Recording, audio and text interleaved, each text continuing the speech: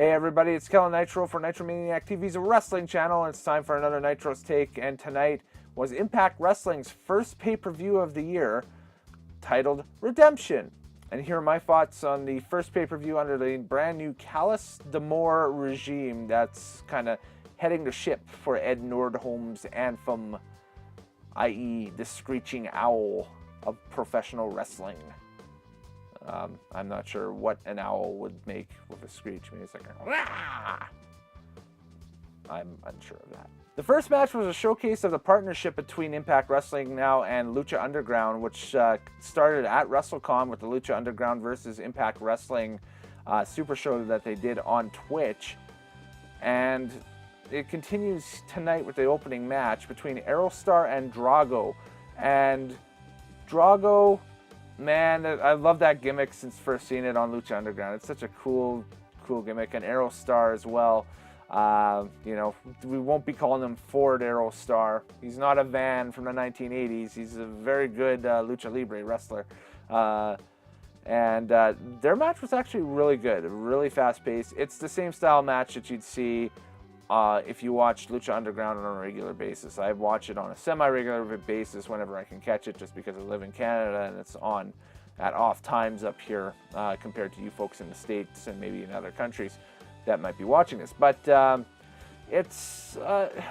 have always enjoyed Lucha Underground. I think that they are firmly implanted in behind Ring of Honor and New Japan right now as the popular wrestling companies or shows to watch, just because people dig the concept of it. I think Mark Burnett of Survivor fame has been, and not the band, I'm thinking the band, but no, it's the show, has really stumbled across something, a real niche market for this stuff that he's exploiting to its fullest extent, and has all the right talents on that show. I think that every time I see it, it's always a mind-blowing experience. So this is a very fast-paced, great opener. But the only issue that I had is that both individuals wore the same color scheme on their trunks. So it was, or throughout their gimmick, I should say, their tights, their trunks, whatever. They have kind of the silverish gray, blue, purple-ish type scheme was evident on both, and it was kind of, all right, you know, one guy's like a dragon, so he's Drago, and the other guy's, you know, like a spaceman, so he's Aerostar, so you know that they're going to clash, and you know, you should know which one's which, I should say. And Aerostar defeated Drago. So all in all, a great exhibition by the Lucha Underground crew. Next match up was for the Impact Tag Team titles, as we had LAX versus Scott Steiner, of all people, and Eli Drake. Steiner moves in the ring like you'd expect Scott Steiner to move around in the ring in 2018. It's definitely it's a former Impact talent. It's cashing off of the name value. Eli Drake cashed in his Feast or Fired tag team title shot that he won in the match on Impact some weeks ago. For this, he still holds on to the World Heavyweight title cash-in, which probably will, you know, unveil itself later on. So as we talk about the main event, we can go forward to that. Lots of storyline off of this one. Not so much a great wrestling match for sure, but lots of storyline coming out of this one. Conan did not accompany LAX to ringside. Conan didn't show up to the building apparently for the pay-per-view, so we'll find out. They were talking about some fellow named King.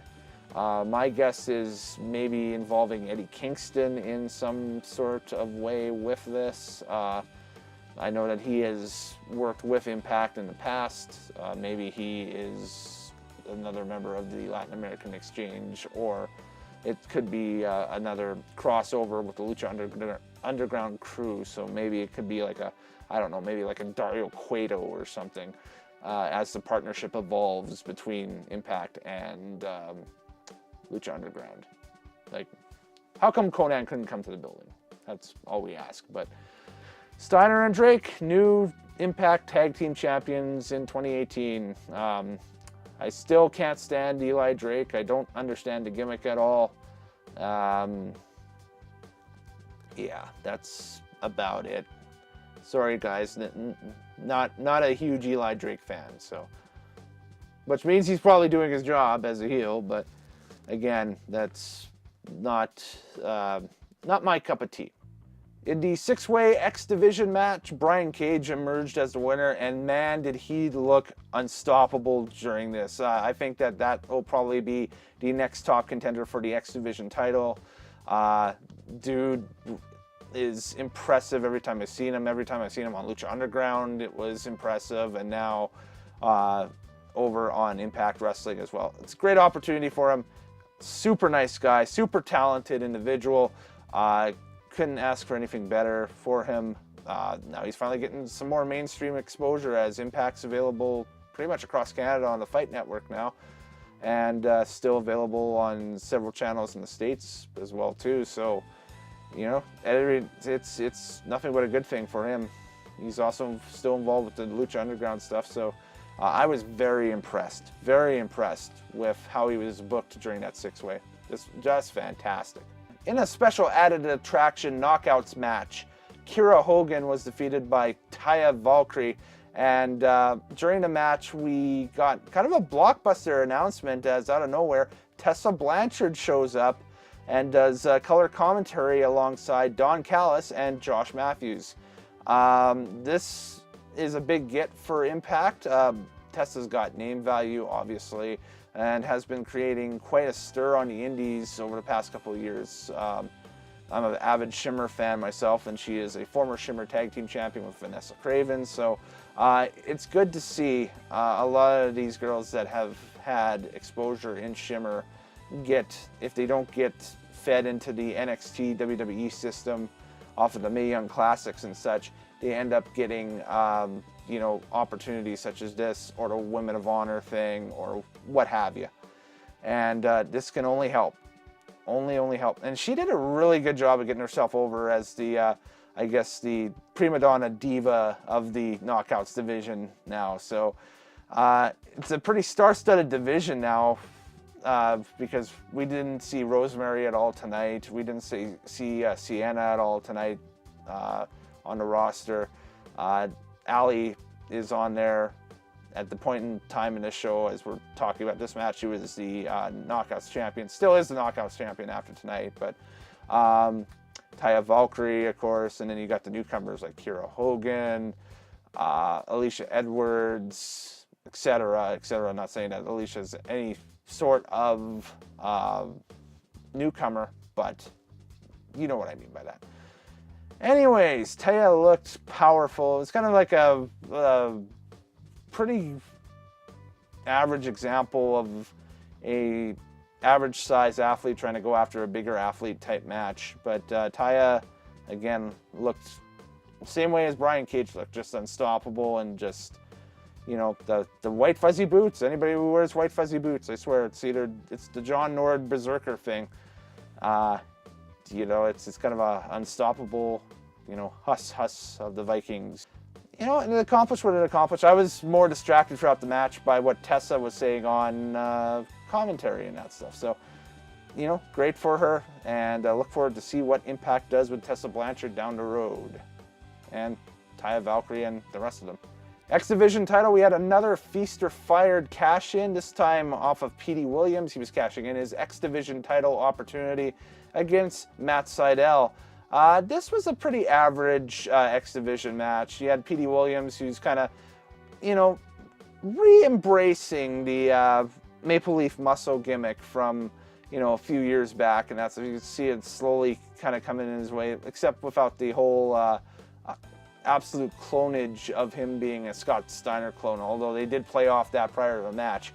But it's great to see the new ownership of Impact take a look back at TNA's history and give credit where credit's due to the people of the past, you know, that have kind of helped build their mid-card. Now it's back when they were truly, you know, the number 2 option, right? And Petey Williams was one of those talents at a certain point in time.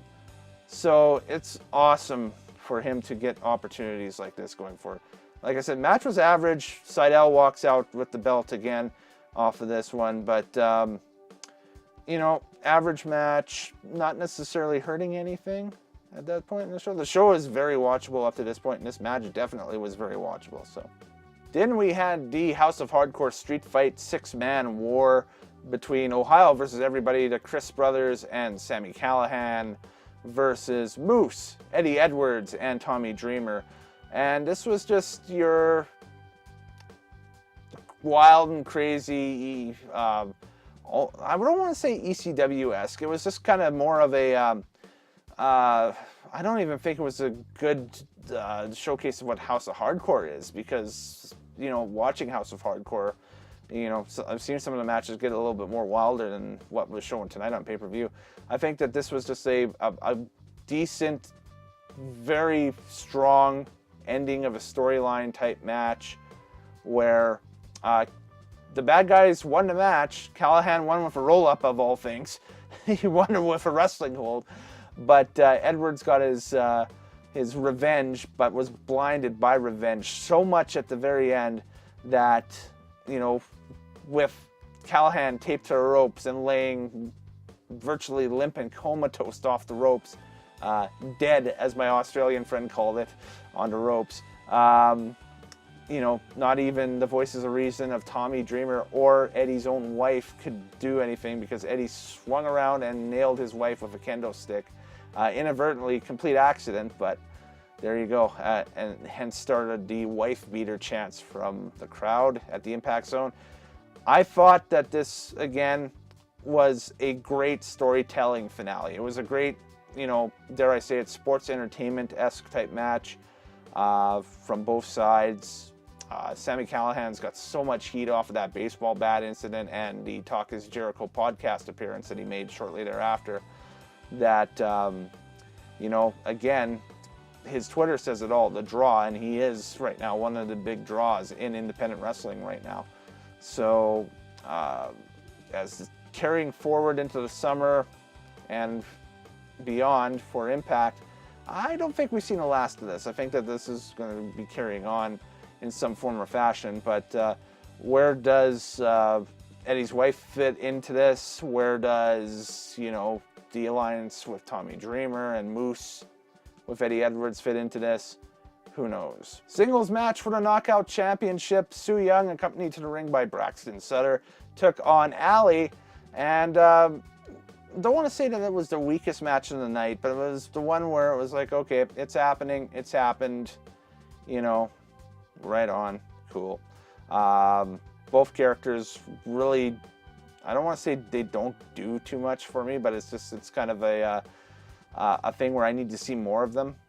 Maybe watching the product from a week-to-week basis might help going in. I went into this one just watching the Twitch stream from WrestleCon, where they did the heads-up competition against Lucha Underground that night, or the co-promoted card, I should say. And, you know, it was one of those things where I wish I could have caught more of it leading up, and I'll definitely be catching more of it leading up to Slammiversary in July, which we found out is going to be in Toronto. And it is,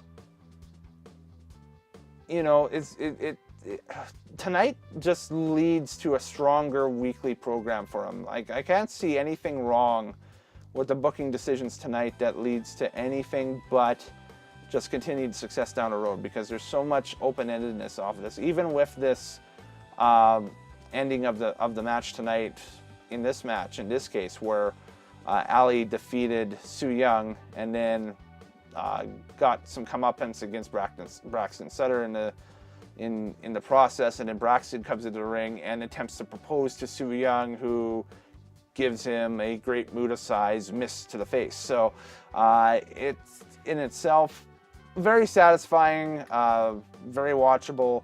Again, more of a sports entertainment-y type storyline type match than anything else, but you know, it being what it is, very passable, very watchable. And of course, the main event for the Impact Heavyweight Championship of the world, you had the champion Austin Aries walk in, the belt collector as he's called now, versus Pentagon Jr. and Phoenix. And man, those three tore the house down. Yes, it was definitely match of the night. I enjoyed every second of it.